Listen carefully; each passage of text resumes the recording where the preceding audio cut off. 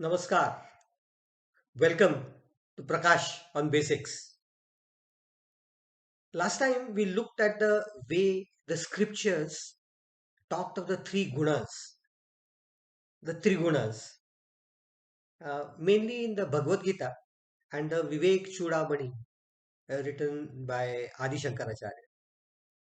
We need to understand the significance of these three gunas from the present day context and how things developed after these scriptures were written, how they help us to understand ourselves and the people around us a lot better. The sattva guna, the rajo guna, and the tamo guna, the three gunas, qualities you might call them, attributes, peculiarities, they are all believed to be present in everything around us. There are two exceptions. The Nirguna Brahma we talked of in a long back discussion, and a parallel concept from the Sankhya philosophy known as the Purusha. The Purusha is also Nirguna, that is without attributes. But like Brahma, he too has his Saguna manifestations. Let's look into what the three are again. Sattva Guna is the good, clean, logical aspect in everything. Rajoguna is dominated by activities controlled by our emotions. In Tamoguna, the Shreyas aspect is totally dominated by the Preyas aspect, where maximum gains for oneself are expected by putting in minimum amount of efforts. This Tamoguna is the base opposing negative aspect in everything. Self satisfaction, survival instinct, these are the things that dominate in Tamoguna. The Western concept of id, ego, and superego is similar, but the depth of thought that is seen in the three Trigunas is far better and far more usable. All the three qualities, the gunas, are present in all living entities. Not only living, but non living entities too. They could be weak, they could be strong, they could be sometimes suppressed. In some cases, far in the background, not noticeable, but they are always there, waiting for an opportunity to step in front. So, a pure single guna is usually not talked of, unless we're talking of the divines. In every individual, there is some percentage of each of them forming a total of 100%. So it is obvious that one of them may be dominant and would tend to determine the general personality of an individual or his mindset under a given condition or in general. Though the percentage composition may change, fluctuate depending upon the prevalent situation from time to time, there is a general trend of people to behave according to one of the gunas. So, what we generally conclude about an individual is a combination of all the three gunas overall. Uh, they are more like the three primary colors, red, blue, and yellow, that we know of. A red RBG combination is a different issue. We'll talk of that when we come to some aspects of science. These colors can combine in different proportions and produce so many different hues and shades and tints that we know of. Uh, in a computer, for example, these could combine to give you around um, 10, 24 combinations for some of the good ones today. But as far as the gunas are concerned, since they are dynamic in nature, these combinations could be far more in number. And so the type of human beings that we see and their behavior patterns that we see are far more varied than the colors that we see on a TV or a monitor screen like this. So there are so many different types of people that are around us.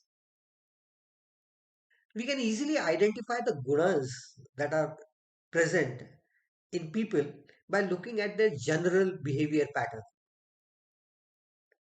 The tamoguna is typically the dark persona that we know of, shady characters that are around us. They are usually lazy, people who avoid work. They lack logical approach. Neither do they have any discriminating ability in them. They're usually lethargic, uninterested in any form of progress, like to pull the legs of others too, like to live off others, and they usually lack leadership qualities. The six enemies that our Indian philosophy talks of, Kam, Krodh, Moh, Mad, Matsar, come to forefront in case of these people very easily. They're usually very easily dissatisfied, rebellious in nature, in their attitude, and they have an unrealistic opinion about themselves. Since that doesn't get achieved, they're always morose and sad. They lack perseverance and dedication of any form. And as I said, they tend to expect maximum gains by putting in minimum efforts. A bit of introspection, and I'm sure all of us will conclude that these drawbacks lie dormant in most of us somewhere or the other, and they sprout up occasionally, surfacing to show their own nature. And that happens time to time. Now, the second one, the Rajoguna. This is the highly active, driven category of people. They have an inner passion to perform. A Rajoguni person is an initiator. He's proactive, but is acquisitive by nature. He likes to work hard and earn a lot and hoard a lot, and that's quite natural for him. These people have a high achievement index. They're all the people who raise their hands whenever a question is raised. They're always the ones in the forefront in any party or any given situation. You notice such people very easily, and their common traits and behaviors will lead to specific professions very often. Kings, ministers, politicians, sports people, good business performance, police people, lawyers, people working in share markets, people working in civil services, appearing for exams like UPSC, etc., are all invariably the Rajoguni type of people. And now the third, the Sattva Guna. These people have a high happiness index. They're usually quite satisfied, pleased with whatever they have achieved. They're usually non interfering and wouldn't initiate any physical action as such. They believe more in mental activity, but they definitely have an ego. They are self conscious and would react to any triggering of these. They usually are law abiding, God fearing people. They follow the yam niyams that we mentioned long back, ahimsa, satya, asteya, aparigraha, etc. They are usually happy to live off the interest of their investments. They don't believe in unnecessary risks. for anything. And the people who are like this are usually teachers, judges, philosophers, scientists, writers, people like our beloved APJ Abdul Kalam. These are all sattva people, God fearing, religious minded, law abiding. Those who would always buy a platform ticket and would renew their licenses in advance. And as I said, it's not only humans, but other areas in which our sages thought these gunas existed. The Panch Mahabhutas, the five elements that form the human body, also are said to have these three gunas: Prithvi, Aap, Tej, Vayu, and Akash. Earth, water, radiation or energy, air, and space all have these three gunas. Since the human body is made up of all these five elements, we get our gunas contributed by those from these five elements. All of them contribute their sattva guna, which merges in our mind. The rajoguna merges in our prana, that is our life force, and the tamoguna enters our body, and that is where all the other factors come into picture. And then Indian society, long back and even up to today, is classified by a social structure which is known as the varnashram. This is also been linked to the three gunas, but there's a slight change. For this, the rajoguna is split into two. We could say A and B. A is the one in which there is a martial tendency, a leadership quality that tends to dominate everything else. And uh, business acumen and wealth acquisition dominates in the second group, or B type of Rajoguna. So we have Sattva Guna, Rajoguna A, Rajoguna B, and Tamoguna. And then they are respectively linked: Sattva Guna to the Brahmins, the Rajoguna A to the Kshatriyas, the warrior class, the Rajoguna B to the businessmen, that is the Vaishya category, and Tamoguna, the people who are expected to serve because of their lack of knowledge and other reasons. And these are the Shudras. But let me remind you very clearly that in those days, classes and these classes that I talked of were based on individual personal qualities and qualifications and their own merits, and not on the basis of birth as it is sometimes happening nowadays. Otherwise, sages like Vyas and Valmiki would never have been revered as they have been. And then um, the Indians believe that the food that you eat is also categorized according to these three gunas. Fried, spicy, tangy food is believed to be tamasi ahar, that is tamasi food.